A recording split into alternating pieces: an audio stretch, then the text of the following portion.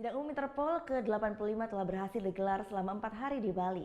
Pada sidang ini juga telah mengeluarkan kesepakatan bersama antar negara untuk memerangi kejahatan transnasional. Berlangsung selama 4 hari, sidang umum Interpol ke-85 akhirnya ditutup pada Kamis siang.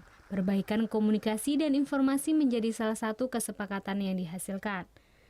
Kerjasama internasional sangat diperlukan karena kita yakin bahwa tidak ada satupun negara yang akan mampu menangani tantangan-tantangan dunia ini sendirian. Oleh karena itu sekali lagi kerjasama internasional diperlukan terutama untuk hal-hal yang lebih strategis dan juga konkret.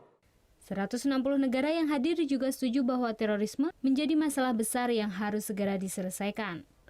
Fokus besar para anggota Interpol juga tertuju pada kejahatan dunia maya yang semakin banyak terjadi. Ya, cybercrime atau kejahatan dunia maya menjadi salah satu fokus pembahasan yang dibahas dalam sidang umum Interpol ke-85 di Bali ini. Hal ini membuat para negara anggota Interpol bersepakat agar semua aparat keamanan yang bertugas harus tetap bisa mengikuti perkembangan teknologi yang terus maju.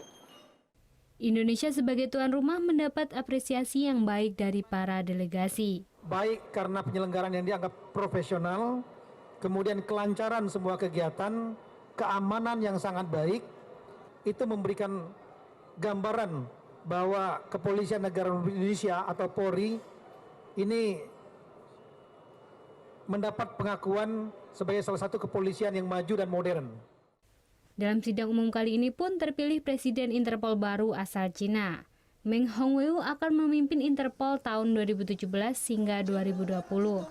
Ia menggantikan Presiden Interpol sebelumnya, Mireille Balestrazi asal Perancis. Sidang umum Interpol ke-86 akan digelar di Beijing, Cina tahun depan. Gita Natalia, Andi Setiawan melaporkan untuk NET.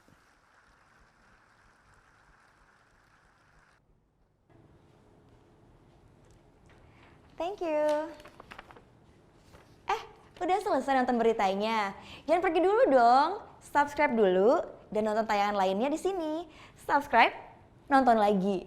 Subscribe, nonton lagi.